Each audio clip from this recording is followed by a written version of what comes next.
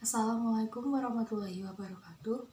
Halo semuanya, kami di sini dari kelompok 4 yang beranggotakan Regita Elianisa dengan NPM 20010020009 dan saya Nadia Kusmaningrum NPM 20010020010. Kami di sini akan mempresentasikan hasil diskusi kami mengenai sekuritas dilutif dan laba bersaham. Nah, jadi topik presentasi kali ini yaitu pada sekuritas dilutif dan program kompensasi itu terdiri dari 5 subbab. Yang pertama, utang dan sekuritas, serta yang kedua, utang konversi, dan yang ketiga, saham preferen konversi, dan yang keempat, waran saham, serta yang terakhir, akuntansi untuk kompensasi saham. Nah, pada laba bersaham ini dibagi menjadi 3 subbab. Yang pertama yaitu struktur modal sederhana, struktur modal kompleks, serta akuntansi untuk hak apresiasi saham yang dibagi menjadi 2, yaitu SAR penghargaan ekuitas berbasis saham dan SAR penghargaan liabilitas berbasis saham. Perkenalkan, saya Regita Elianisa dengan NPM 20010200009. Di sini saya akan memaparkan materi terkait sekuritas, dilutif, dan program kompensasi. Nah, yang pertama yaitu utang dan ekuitas. Banyak kontroversi terkait akuntansi sebagai instrumen keuangan seperti opsi saham, obligasi konversi, dan saham preferen terkait apakah perusahaan harus melaporkan instrumen ini sebagai liabilitas atau ekuitas. Misalnya, perusahaan harus mengklasifikasikan saham biasa yang tidak dapat ditukarkan sebagai ekuitas karena penerbit tidak memiliki kewajiban untuk membayar dividen atau membeli kembali saham. Pengumuman dividen merupakan kebijaksanaan penerbit saham seperti keputusan untuk membeli kembali saham. Demikian pula, saham preferen yang tidak dapat ditukarkan itu tidak memerlukan penerbit untuk membayar dividen atau membeli kembali saham. Dengan demikian, saham biasa yang tidak dapat ditukarkan atau saham preferen kurang memiliki karakteristik yang penting sebagai liabilitas kewajiban untuk membayar pemegang saham biasa atau saham preferen pada saat masa depan. Dan yang selanjutnya, utang konversi. Obligasi konversi dapat diubah menjadi efek perusahaan lain selama beberapa periode waktu yang ditentukan setelah penerbitan. Obligasi konversi menggabungkan imbalan dari obligasi dengan hak istimewa untuk menukarkan saham pada opsi pemegang. Investor yang membeli serta menginginkan jaminan pemilikan obligasi atau jaminan bunga dan pokok, ditambah opsi tambahan dari konversi jika nilai saham meningkat secara signifikan. Perusahaan menerbitkan obligasi konversi karena 2 alasan utama, yaitu yang salah satunya adalah untuk meningkatkan modal ekuitas tanpa menyerahkan kendali kepemilikan lebih dari yang diperlukan. Dan alasan yang kedua yaitu untuk menerbitkan obligasi konversi. Hal ini untuk mendapatkan pembiayaan utang dengan harga terendah. Banyak perusahaan dapat mengeluarkan utang hanya pada suku bunga yang tinggi, kecuali perusahaan melampirkan opsi konversi. Hak istimewa yang dimiliki konversi ini biasa membujuk investor untuk menerima dengan suku bunga yang lebih rendah daripada yang umumnya menerbitkan langsung utang. Nah, pada utang konversi ini dibagi menjadi 2, yaitu yang pertama akuntansi untuk utang konversi dan yang kedua induksi konversi. Nah, untuk akuntansi utang konversi ini dicatat sebagai instrumen majemuk karena terdiri atas komponen liabilitas dan ekuitas. IFRS mensyaratkan bahwa instrumen majemuk terpisah dalam komponen liabilitas dan ekuitas untuk tujuan akuntansi. Perusahaan menggunakan metode with and without untuk menilai instrumen majemuk.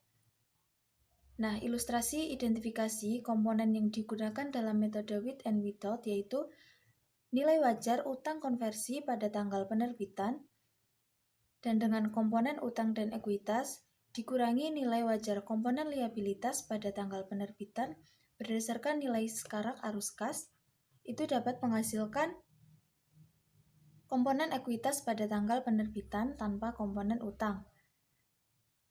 Nah, seperti yang telah dijelaskan, komponen ekuitas adalah jumlah residual setelah dikurangi komponen liabilitas.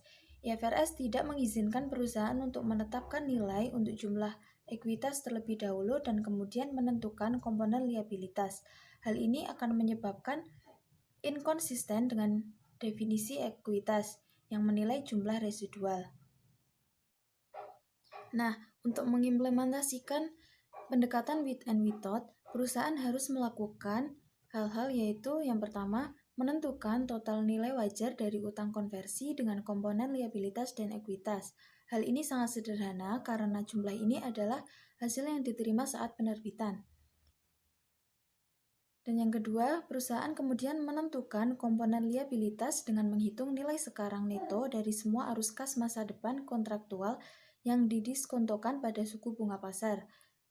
Suku bunga pasar ini adalah suku bunga di mana perusahaan akan membayar untuk utang non-konversi yang serupa. Dan pada langkah terakhir, perusahaan mengurangi estimasi komponen liabilitas yang dilakukan pada langkah kedua dari nilai wajar utang konversi hasil penerbitan sampai pada komponen ekuitas. Artinya, komponen ekuitas adalah nilai wajar utang konversi tanpa komponen liabilitas. Kemudian selanjutnya induksi konversi. Terkadang penerbit ingin mendorong agar utang konversi ke efek ekuitas bisa lebih cepat dilakukan untuk mengurangi biaya bunga atau untuk meningkatkan rasio utang terhadap ekuitas.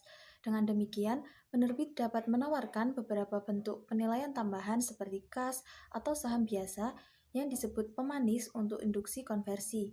Perusahaan penerbit melaporkan pemanis sebagai beban periode berjalan. Jumlahnya adalah nilai wajar dari efek tambahan atau penilaian lain yang diberikan. Beberapa pihak berpendapat bahwa biaya induksi konversi adalah biaya untuk mendapatkan modal ekuitas. Akibatnya, mereka berpendapat bahwa perusahaan harus mengakui biaya konversi sebagai biaya pengurang dari modal ekuitas yang diperoleh dan bukan sebagai beban. Namun, IASB menunjukkan bahwa ketika perusahaan penerbit melakukan pembayaran tambahan untuk mendorong terjadinya konversi pembayaran adalah untuk jasa pemegang obligasi konversi pada waktu tertentu dan harus dilaporkan sebagai beban. Dan subbab yang selanjutnya yaitu saham preferen konversi. Saham preferen konversi ini termasuk memiliki pilihan bagi para pemegang untuk mengkonversi saham preferen menjadi jumlah yang tetap dari saham biasa. Perbedaan utama dari akuntansi untuk obligasi konversi dan saham preferen konversi terletak pada klasifikasinya. Obligasi konversi adalah instrumen majemuk karena memiliki komponen liabilitas dan komponen ekuitas. Saham preferen konversi, kecuali terdapat penebusan wajib, itu bukan termasuk ke dalam instrumen majemuk karena hanya memiliki komponen ekuitas. Akibatnya, saham preferen konversi dilaporkan sebagai bagian dari ekuitas. Ketika saham preferen dikonversi atau dibeli kembali, maka tidak ada keuntungan atau kerugian yang diakui. Alasannya adalah bahwa perusahaan tidak mengakui keuntungan atau kerugian yang melibatkan transaksi dengan pemegang saham yang ada. Subbab yang selanjutnya yaitu waran saham.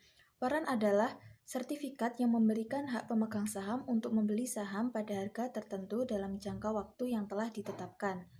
Opsi ini mirip dengan hak istimewa konversi, yaitu waran jika dilaksanakan akan menjadi saham biasa dan biasanya memiliki efek dilutif, yaitu mengurangi laba bersaham, mirip dengan konversi pada obligasi konversi.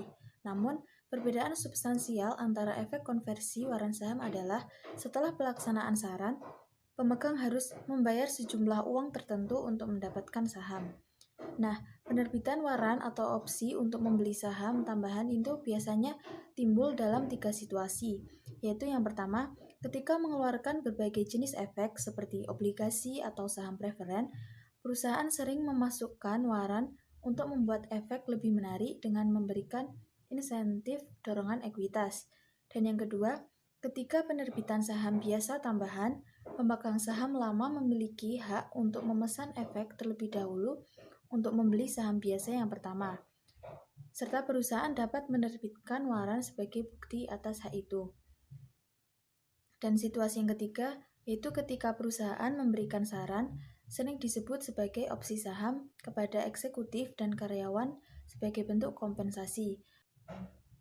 Dan yang selanjutnya, akan membahas lebih lanjut terkait akuntansi untuk waran saham dalam 3 situasi. Nah, yang pertama yaitu waran saham yang diterbitkan dengan efek lainnya. Waran yang diterbitkan dengan efek lainnya pada dasarnya opsi jangka panjang untuk membeli saham biasa pada harga tetap. Secara umum, umur waran adalah 5-10 tahun. Namun pada 10 tahun ini masih jarang terjadi, karena perusahaan juga dapat menawarkan waran perpetual. Dan yang kedua, hak untuk berlangganan saham tambahan. Jika direksi perusahaan memutuskan untuk menerbitkan saham biasa baru, maka pemegang saham lama umumnya memiliki hak istimewa untuk memesan efek terlebih dahulu untuk membeli saham baru yang diterbitkan sesuai dengan jumlah kepemilikannya. Hak istimewa ini disebut sebagai hak saham, menyelamatkan pemegang saham lama untuk memikul beban akibat dilutif atas hak suara tanpa persetujuan. Selain itu, hak ini juga memungkinkan mereka untuk membeli saham yang kemungkinan di bawah nilai pasarnya. Nah, berbeda dengan waran yang diterbitkan dengan efek lainnya, waran yang diterbitkan untuk hak saham ini memiliki durasi pendek. Sertifikat yang mewakili hak saham menyatakan bahwa jumlah saham dapat dibeli oleh pemegang hak membeli. Setiap saham yang dimiliki biasanya memberikan pemilik satu saham yang tepat. Sertifikat tersebut juga berisi harga saham baru yang dapat dibeli. Harga ini biasanya kurang dari nilai pasar terkini dari saham tersebut, di mana mereka biasanya menilai haknya sendiri. Mulai dari dikeluarkan sampai berakhirnya, pemegang hak saham dapat membeli dan menjualnya seperti jenis efek lainnya. Perusahaan hanya membuat jurnal memorandum ketika hak penerbitannya untuk pemegang saham yang ada. Jurnal ini menunjukkan jumlah hak yang dikeluarkan untuk pemegang saham yang ada untuk memastikan bahwa perusahaan memiliki tambahan saham yang belum diterbitkan untuk bisa diterbitkan ketika ada kasus hak terjadi. Perusahaan tidak membuat jurnal formal pada saat ini karena belum menerbitkan saham atau menerima kas. Jika pemegang saham menjalankan hak saham, maka akan terdapat beberapa jenis pembayaran dalam bentuk kas. Jika perusahaan menerima kas sama dengan nilai pari, maka jurnal yang dibuat dengan mengkredit modal saham biasa pada nilai pari. Dan jika perusahaan menerima kas lebih dari nilai pari, maka jurnalnya adalah mengkredit premi saham biasa. Dan jika menerima kas kurang dari nilai pari, maka jurnalnya adalah mendebit premi saham biasa. Dan yang ketiga yaitu program kompensasi saham. Bentuk ketiga waran muncul dalam program kompensasi saham untuk membayar dan memotivasi karyawan. Waran merupakan opsi saham yang memberikan karyawan kunci atas opsi untuk membeli saham biasa pada harga tertentu selama periode waktu yang lama. Nah, konsensus opini adalah bahwa program kompensasi yang efektif merupakan salah satu yang memenuhi hal-hal sebagai yang pertama, kompensasi berbasis kinerja karyawan dan perusahaan, serta memotivasi karyawan agar menghasilkan tingkat kinerja yang tinggi. Dan juga membantu mempertahankan eksekutif dan memungkinkan untuk perekrutan pegawai baru, serta memaksimalkan manfaat setelah pajak karyawan dan meminimalkan biaya setelah pajak karyawan. Dan yang terakhir, menggunakan kriteria kinerja di mana karyawan memiliki pengendalian. Dan sebab yang kelima yaitu akuntansi untuk kompensasi saham. Nah, akuntansi untuk kompensasi saham ini dibagi menjadi 5, yaitu yang pertama program opsi saham, serta yang kedua saham terbatas, dan yang ketiga program pembelian saham karyawan, dan yang keempat pengungkapan program kompensasi, serta yang kelima perdebatan akuntansi opsi saham. Nah, pada program opsi saham ini melibatkan dua isu utama akuntansi, yaitu menentukan beban dan mengalokasi beban kompensasi. Nah, pada menentukan beban, ini berdasarkan metode nilai wajar, perusahaan menghitung total beban kompensasi berdasarkan nilai wajar opsi yang diharapkan akan vest pada tanggal pemberian opsi kepada karyawan, yaitu pada saat tanggal pemberian. Nah, perusahaan publik memperkirakan nilai wajar dengan menggunakan model penetapan harga opsi dengan beberapa penyesuaian untuk faktor unik dari opsi saham karyawan.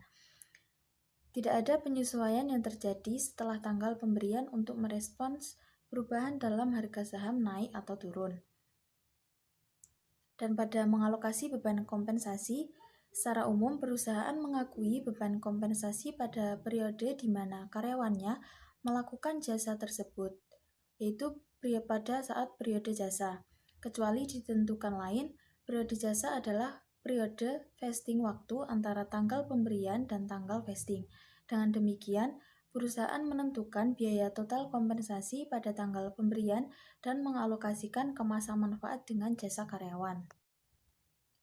Dan yang kedua, saham terbatas. Banyak perusahaan yang menggunakan saham terbatas atau mengganti keseluruhan opsi untuk mengompensasi karyawan. Program saham terbatas mengalihkan saham ke karyawan. Tunduk pada kesepakatan bahwa saham tidak dapat dijual, dialihkan atau dijanjikan sampai terjadi vesting. Mirip dengan opsi saham, saham ini tunduk pada kehilangan hak jika kondisi untuk vesting tidak terpenuhi. Nah, keunggulan utama dari program saham terbatas yaitu saham terbatas tidak pernah menjadi benar-benar tidak berharga. Sebaliknya, jika harga saham tidak melebihi harga pelaksanaan untuk opsi, maka opsi menjadi tidak berharga. Namun, saham terbatas tetap memiliki nilai. Dan keunggulan yang kedua yaitu saham terbatas umumnya memiliki sedikit dilusi untuk pemegang saham yang ada. Penghargaan saham terbatas ini biasanya berjumlah 1/2 sampai 1/3 ukuran opsi saham. Misalnya, jika perusahaan menerbitkan opsi saham untuk 1000 saham, maka saham terbatas yang ditawarkan akan setara dengan sekitar 333 sampai 500 saham. Alasan dari perbedaan ini adalah bahwa pada akhir periode vesting, saham terbatas akan memiliki nilai, sedangkan opsi saham tidak memiliki nilai. Akibatnya, hanya sedikit saham yang dimasukkan dalam program saham terbatas, sehingga menghasilkan sedikit dilusi jika ada kenaikan harga saham. Dan keunggulan yang ketiga yaitu saham terbatas lebih baik dalam menyelaraskan insentif karyawan dengan insentif perusahaan. Pemegang saham terbatas pada dasarnya merupakan pemegang saham dan lebih tertarik pada tujuan jangka panjang perusahaan. Sebaliknya, penerima opsi saham sering berfokus ke jangka pendek yang menyebabkan pada tindakan untuk mengambil risiko untuk meningkatkan harga saham agar menghasilkan keuntungan jangka pendek yang akan merugikan jangka panjang. Nah, yang kemudian program pembelian saham karyawan. Pada program pembelian saham karyawan ini pada umumnya mengizinkan semua karyawan untuk membeli saham pada harga diskonto selama periode waktu yang pendek. Perusahaan sering menggunakan program tersebut untuk menjamin modal ekuitas atau untuk menginduksi perluasan kepemilikan saham biasa antar karyawan. Nah, program ini bersifat wajib dan harus dicatat sebagai beban selama periode jasa. Nah, untuk mengilustrasikan, kita dapat mengasumsikan bahwa Mustard Company menawarkan kesempatan kepada 1000 karyawannya untuk berpartisipasi dalam program pembelian saham karyawan. Nah, berdasarkan ketentuan program, karyawan berhak untuk membeli 100 saham biasa dengan nilai pari 1 per saham dan dengan tingkat diskonto 2%. Harga pembelian harus dibayar segera setelah penerimaan tawaran tersebut. Dan secara keseluruhan, 800 karyawan menerima tawaran dan setiap karyawan rata-rata membeli 80 saham. Nah, dalam hal ini, keseluruhan karyawan membeli 64.000 saham. Harga pasar rata-rata tertimbang saham pada tanggal pembelian adalah senilai 30 per saham, dan harga pembelian rata-rata tertimbang adalah senilai 24 per saham. Nah, IASB menunjukkan bahwa tidak ada alasan untuk memperlakukan program saham karyawan berbasis perluasan berbeda dengan program saham karyawan lainnya. Beberapa pihak berpendapat bahwa program ini digunakan untuk meningkatkan modal, maka tidak harus diwajibkan. Namun, IFRS mengharuskan pencatatan beban untuk pengaturan ini. Dewan mencatat bahwa pengaturan ini diberikan hanya untuk karyawan, dan ini sudah cukup untuk menyimpulkan bahwa manfaat yang diberikan itu telah mencerminkan kompensasi karyawan. Nah, yang selanjutnya, pengungkapan program kompensasi. Perusahaan harus mengungkapkan sepenuhnya status program kompensasi mereka pada akhir periode yang disajikan. Untuk memenuhi tujuan tersebut, perusahaan harus melakukan pengungkapan yang menyeluruh.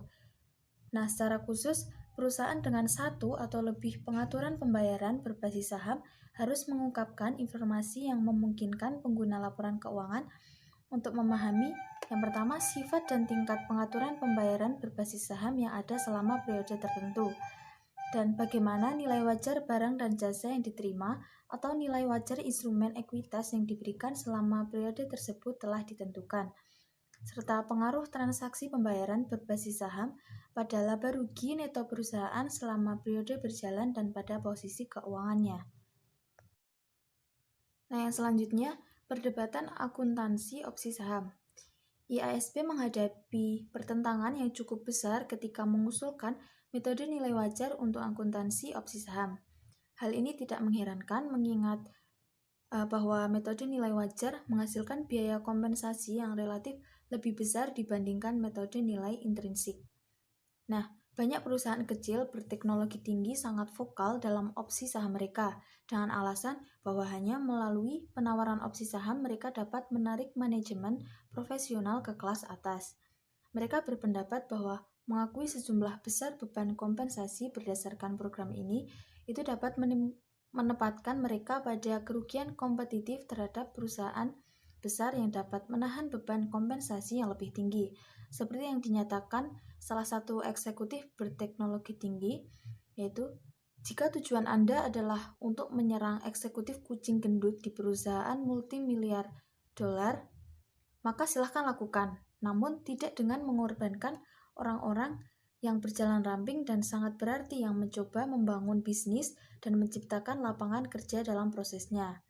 Nah, opsi saham Saga adalah contoh klasik dari kesulitan IASP dalam menerbitkan pedoman akuntansi baru.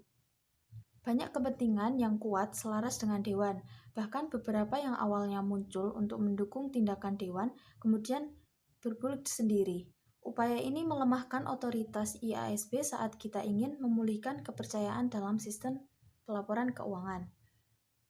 Halo semuanya, saya Nadia Kusmanero, NPM 2001020010. Di sini saya akan memaparkan materi mengenai menghitung laba bersaham. Menghitung laba bersaham. Laba bersaham atau earning per share itu menunjukkan laba yang diperoleh oleh setiap saham biasa. Jadi dengan demikian, perusahaan melaporkan laba bersaham itu hanya untuk saham biasa. Nah, contohnya itu Oscar Company memiliki laba neto sebesar $300.000 dan rata-rata tertimbang dari 100.000 saham biasa yang beredar pada tahun tersebut itu laba bersahamnya adalah $3. Nah, $3 ini diperoleh dari $300.000 dibagi dengan 100.000. Nah, penyajian laporan laba rugi pada EPS-nya itu laba neto sebesar $300.000 dan laba per sahamnya $3. Lalu ketika laporan laba rugi berisi operasi dihentikan, perusahaan diwajibkan untuk melaporkan laba per saham dari operasi yang dilanjutkan dan laba neto pada halaman muka laporan laba rugi. Presentasi laporan laba rugi pada komponen EPS-nya itu laba dari operasi dilanjutkan sebesar $4 dan kerugian dari operasi dihentikan itu $0,6. Jadi laba netonya menjadi $3,4. Lalu yang pertama terdapat laba bersaham, struktur modal sederhana. Nah, jadi struktur modal perusahaan disebut sederhana itu jika hanya terdiri dari saham biasa atau tidak mencakup saham biasa potensial, di mana setelah konversi atau eksekusi yang dapat mendilusi laba per saham biasa. Dalam hal ini, perusahaan melaporkan laba per saham dasar atau basic earning per share. Struktur modal disebut kompleks jika terdiri dari efek atau saham biasa potensial yang dapat memiliki efek dilutif terhadap laba per saham biasa. Dalam situasi ini, perusahaan melaporkan laba per saham dilusian atau diluted earning per share. perhitungan laba per saham dasar untuk struktur modal sederhana melibatkan dua item kecuali laba neto, yaitu yang pertama dividen saham preferen dan yang kedua itu jumlah rata-rata tertimbang saham yang beredar. Perhitungan laba bersaham untuk struktur modal sederhana yang pertama yaitu dividen saham preferen. Laba per saham berhubungan dengan laba per saham biasa. Ketika perusahaan memiliki saham biasa dan saham preferen yang beredar, maka akan mengurangi dividen saham preferen pada tahun berjalan dari laba neto untuk mendapatkan laba yang tersedia bagi pemegang saham biasa atau income available to ordinary shareholder. Nah, berikut ini itu rumus untuk menghitung laba per saham. Jadi laba per saham sama dengan laba neto dikurangi dividen saham preferen lalu dibagi dengan jumlah rata-rata tertimbang saham yang beredar. Nah, jika perusahaan itu mengumumkan dividen atas saham preferen dan terjadi rugi neto, perusahaan akan menambahkan dividen saham preferen terhadap kerugian untuk tujuan menghitung rugi per saham. Lalu jika saham preferen bersifat kumulatif dan perusahaan mengumumkan tidak ada dividen pada tahun berjalan, maka perusahaan akan mengurangi atau menambahkan jumlah yang sama dengan dividen yang seharusnya dinyatakan pada tahun berjalan hanya dari laba neto atau kerugiannya. Perusahaan harus memasukkan dividen untuk tahun sebelumnya dalam perhitungan tahun sebelumnya. Selanjutnya, itu perhitungan laba per saham untuk struktur modal sederhana yang kedua, itu jumlah rata-rata tertimbang saham yang beredar. Jadi dalam semua perhitungan laba per saham, jumlah rata-rata tertimbang saham yang beredar atau weighted average number of shares outstanding pada periode bersangkutan merupakan dasar untuk melaporkan jumlah per saham. Saham yang diterbitkan atau dibeli selama periode bersangkutan mempengaruhi jumlah yang beredar. Perusahaan harus memberikan bobot saham berdasarkan fraksi periode yang beredar. Dan dasar pemikiran untuk pendekatan ini itu adalah untuk menentukan jumlah yang setara dengan seluruh saham yang beredar tahun tersebut. Nah, contoh soalnya kita asumsikan bahwa Friends Inc. itu mengubah saham biasa yang beredar untuk suatu periode. Nah, untuk informasinya itu bisa dilihat di tabel tersebut. Nah, dari tabel informasi saham beredar saldo akhir Franks itu menghitung jumlah rata-rata tertimbang saham beredar sebagai berikut. Yang pertama, tanggal beredar 1 Januari sampai 1 April, itu saham beredarnya sebesar 90.000. Dan fraksi tahunnya itu 3/12. Jadi saham tertimbangnya itu saham beredar dikali dengan fraksi tahun. Menghasilkan sebesar 22.500. Nah, untuk yang kedua itu 1 April sampai dengan 1 Juli, saham beredarnya sebesar 120.000. Dan fraksi tahunnya itu 3/12, sehingga saham tertimbangnya itu 30.000. Lalu yang ketiga 1 Juli sampai 1 November, itu saham beredarnya sebesar 81.000 dan fraksi tahunnya 4/12. Jadi saham tertimbangnya itu 81.000 dikali dengan 4/12 menghasilkan 27.000. Lalu yang terakhir 1 November sampai 31 Desember, itu saham beredarnya sebesar 141.000 dan fraksi tahunnya itu 2/12. Jadi saham tertimbangnya itu 23.500. Nah, jika di total saham tertimbang dari tanggal 1 Januari sampai 31 Desember itu akan menghasilkan sebesar 103.000. Lalu terdapat dividen saham dan pemecahan saham. Nah, ketika dividen saham atau pemecahan saham terjadi, perusahaan perlu menyatakan kembali saham yang beredar sebelum dividen saham atau pemecahan saham dengan tujuan untuk menghitung jumlah rata-rata tertimbang saham. Nah, tujuannya untuk pemecahan saham dan dividen saham itu tidak menambah atau mengurangi aset neto perusahaan. Contoh soalnya itu kita asumsikan bahwa Sabrina Company itu telah mengubah saham biasa selama tahun berjalan. Nah, untuk tabelnya itu bisa dilihat itu dari tanggal 1 Januari sampai 31 Desember. Lalu Sabrina menghitung jumlah rata-rata tertimbang saham yang beredar sebagai berikut. Nah, yang pertama itu 1 Januari itu 1 sampai 1 Maret. Nah, dari tanggal 1 Januari sampai 1 Maret itu saham tertimbangnya sebesar 25.000. Nah, untuk 1 Maret sampai 1 Juni itu saham tertimbangnya 45.000. Selanjutnya 1 Juni sampai 1 November itu saham tertimbangnya diperoleh 75.000.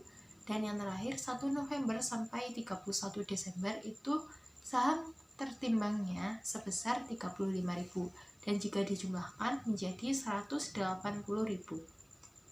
Nah, di sini di dividen saham dan pemecahan saham itu saham tertimbang rumusnya saham beredar dikali penyajian kembali dikalikan dengan fraksi tahun.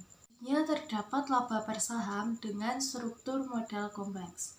Struktur modal kompleks ini terjadi ketika perusahaan memiliki efek konversi, opsi, waran, atau hak lain yang pada saat konversi atau eksekusinya itu dapat mendilusi laba per saham. Jadi, perusahaan melaporkan laba per saham dasar dan laba per saham dilusian. Lalu yang pertama, di struktur modal kompleks terdapat EPS dilusian, efek konversi. Pada saat konversi, perusahaan menukarkan efek konversi dengan saham biasa. Perusahaan mengukur dampak dilutif dari konversi pada EPS potensial menggunakan metode jika dikonversi atau if converted method. Metode ini untuk obligasi konversi dengan mengasumsikan pertama, konversi dari efek konversi pada awal periode atau pada saat penerbitan efek jika diterbitkan selama periode berjalan. Lalu yang kedua itu penghapusan bunga terkait setelah dikurangi pajak. Nah, dengan demikian saham tambahan diasumsikan telah diterbitkan jika meningkatkan penyebut jumlah rata-rata tertimbang saham yang beredar. Jumlah beban bunga setelah dikurangi pajak sehubungan dengan saham biasa potensial meningkatkan pembilang laba neto. Berikut ini terdapat hubungan antara EPS dasar dengan EPS dilusian. Yang pertama, EPS itu sama dengan laba neto dikurangi dengan dividen saham preferen, lalu dibagi dengan rata-rata tertimbang saham beredar. Nah, bagian ini itu disebut dengan EPS dasar. Lalu selanjutnya itu dikurangi dengan dampak konversi dan dikurangi lagi dengan dampak opsi waran dan efek dilutif lainnya.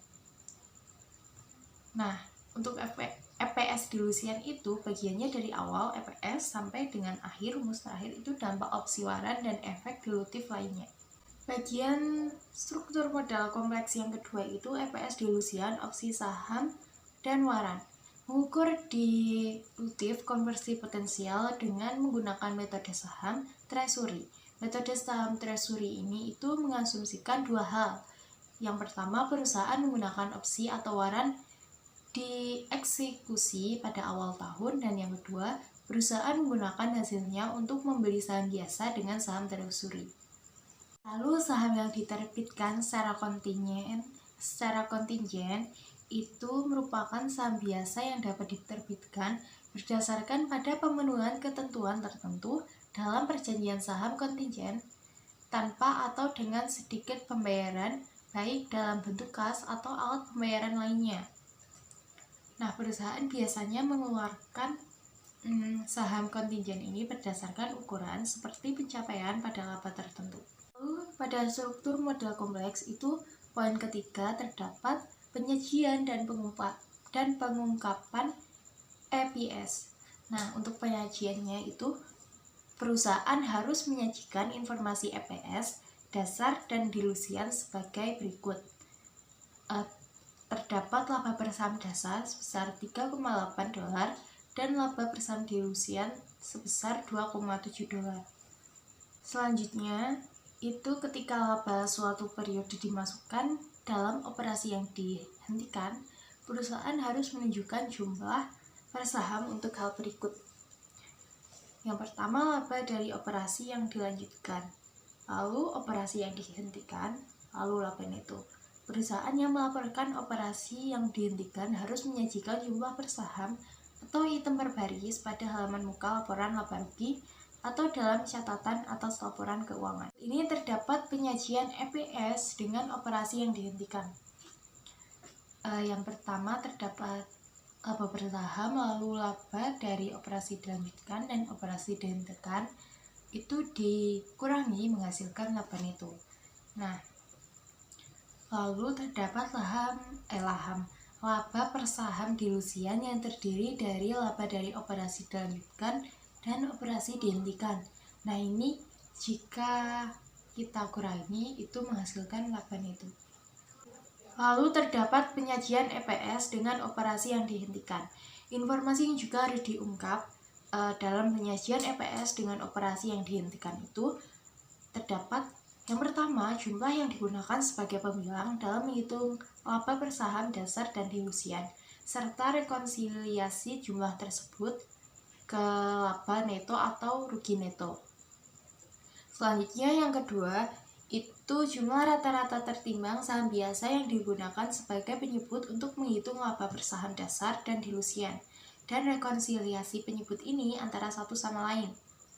Lalu yang ketiga, instrumen atau termasuk saham yang dapat diterbitkan secara kontingen yang berpotensi mendilusi laba per saham dasar di masa depan, tetapi tidak dimasukkan ke dalam perhitungan laba per saham dilusian karena bersifat antidilutif selama periode sajian.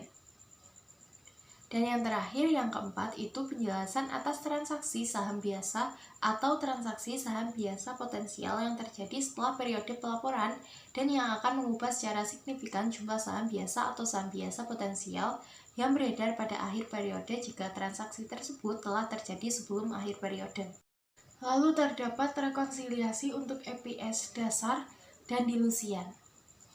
Nah, jika jumlah saham biasa atau saham biasa potensial meningkat yang diakibatkan hasil dari dividen saham atau pemecahan saham atau penurunan sebagai akibat dari perhitungan EPS dilusian, maka perubahan jumlah saham tersebut harus diungkapkan.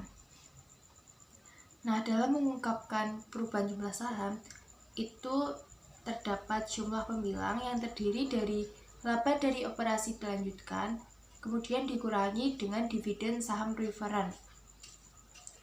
Kemudian menghasilkan EPS dasar yang termasuk dalam perhitungan per saham. Lalu terdapat saham efek berpotensi dilutif. Nah, ini terdiri dari waran, saham preferen konversi, dan obligasi konversi atau setelah dikurang dengan pajak. Nah, kemudian akan menghasilkan EPS dilusian atau daftar ini termasuk dalam daftar rekonsiliasi. Lalu terdapat langkah untuk menghitung EPS struktur modal sederhana. Nah, ini yang pertama itu struktur modal sederhana atau menyajikan penyajian tunggal atau EPS.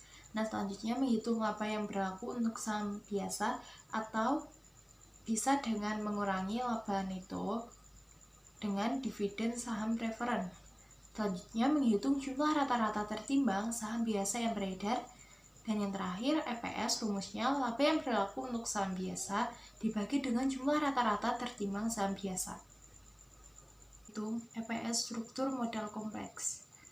Nah, ini terdapat penyajian rangkap atau EPS. Nah, dibagi dua, laba per saham dasar dan laba per saham dilusian, termasuk semua efek berpotensi dilutif. Nah, untuk laba per saham dasar itu rumusnya laba yang berlaku untuk saham biasa dibagi dengan jumlah rata-rata tertimbang saham biasa. Nah, untuk laba per saham dilusian ini kita bisa dengan efek konversi yang pertama dengan dimasukkan jika bersifat dilutif. Lalu opsi dan waran ini dimasukkan jika bersifat dilutif juga, dan perjanjian penerbitan kontingen dimasukkan jika bersifat dilutif juga. Lalu rumusnya laba yang berlaku untuk saham biasa disesuaikan untuk bunga setelah dikurangi pajak dan dividen saham preferen pada semua efek dilutif. Nah, dibagi dengan jumlah rata-rata tertimbang saham biasa, diasumsikan dilusi maksimal dari semua efek dilutif. Nah, hal ini itu sudah dijelaskan di slide sebelumnya tadi. Ada efek konversi, opsi dan waran, perjanjian penerbitan kontingen.